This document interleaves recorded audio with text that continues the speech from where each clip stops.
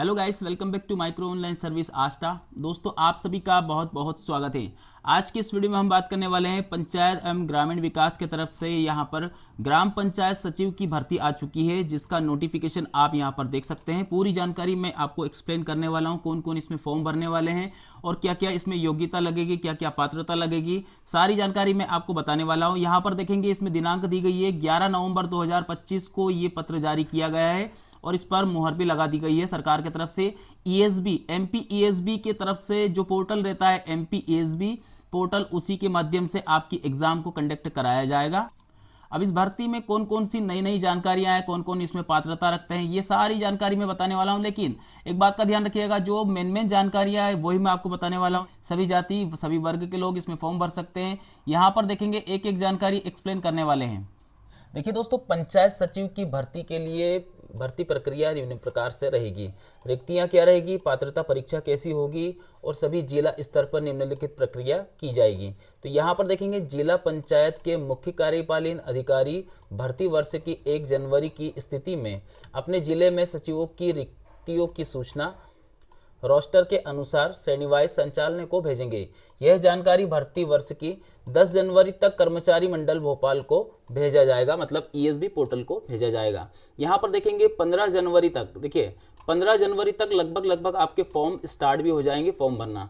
कर्मचारी मंडल भोपाल के तरफ से ईएसबी पोर्टल के माध्यम से आपका जो फॉर्म है उसकी प्रोसेस को संचालित किया जाएगा।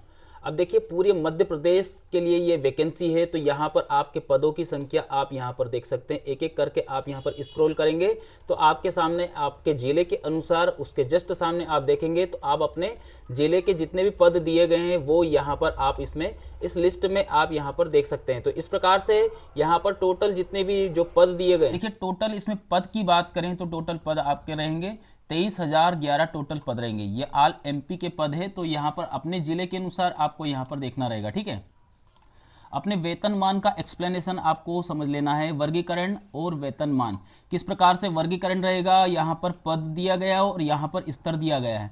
अब इसमें एक एक करके पहले आपको समझना रहेगा। इसमें 3 स्टेप में मैं आपको बात बताने वाला हूँ, 1, 2 और 3।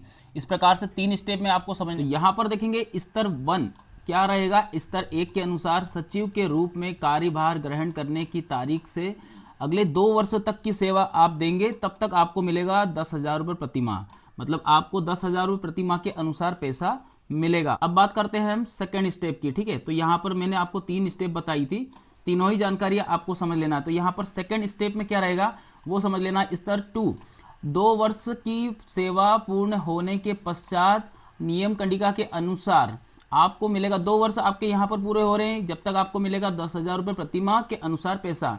फिर इसके बाद में जैसे आपके 2 वर्ष पूरे हो जाते हैं तो फिर आपको कितना पैसा मिलेगा, 19,500 से लेकर के तो 62,000 रुपये तक का आपको वेतन दिया जाएगा। ये 7वां वेतनमान। ठीक है, अब बात करते हैं स्तर 3 की। तो स्तर 3 में क्या रहेगा, 10 वर्ष तक की सेवा पूर्ण। आपने यहाँ तक तो देख लिया, 2 वर्ष पूरा कर लिया, इसके बाद में यहाँ 2 वर्ष के बाद में ये सैलरी मिलेगी।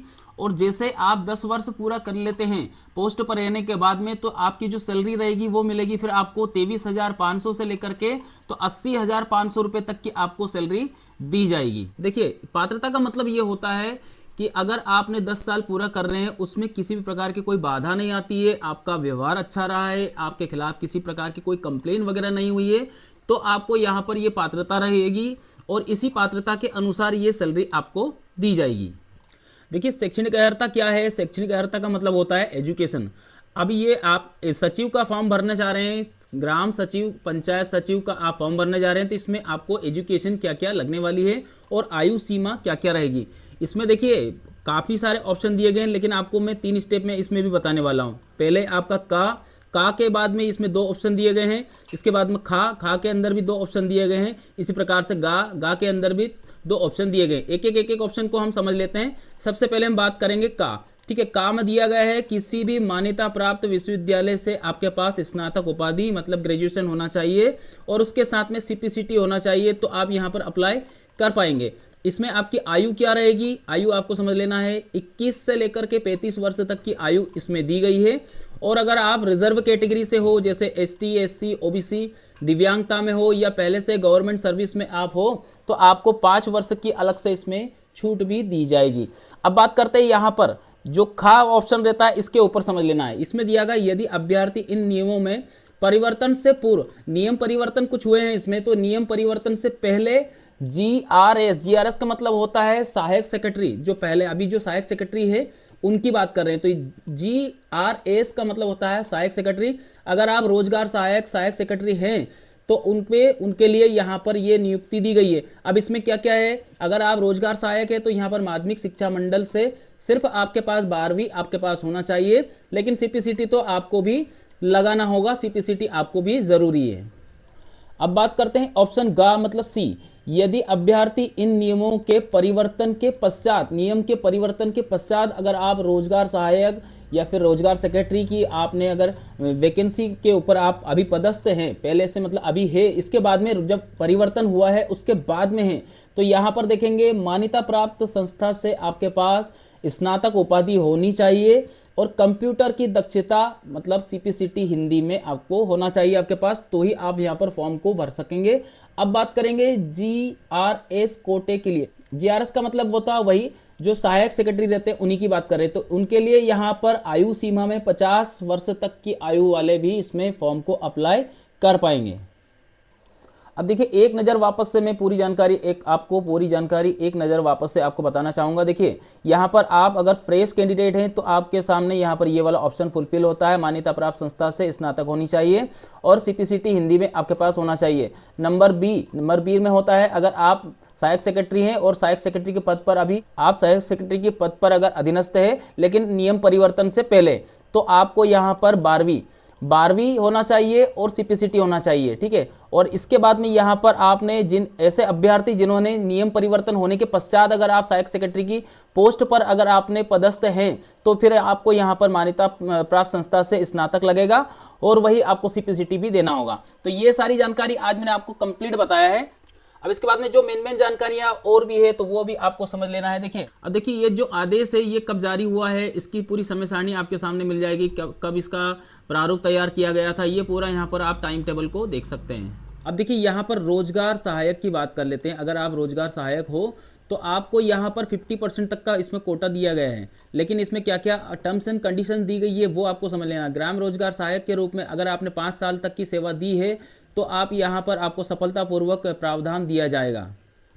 देखिए यहाँ पर इसमें एक ऑप्शन दिया गया है कि अगर आप ग्राम रोजगार सहायक है और रोजगार सहायक होने के बाद में किसी प्रकार का विवादित मामला या फिर कोई जुर्माना या फिर कोई वसूली या फिर कोई अपराधीकरण या इस प्रकार की कोई भी घटना आपके साथ घटित नहीं हुई है और आपके पास सचिव के लिए पूरा जो डॉक्यूमेंट्री को लेकर के एजुकेशन को लेकर के पूरी जानकारी कंप्लीट है तो आप यहाँ पर पात्र माने जाएंगे।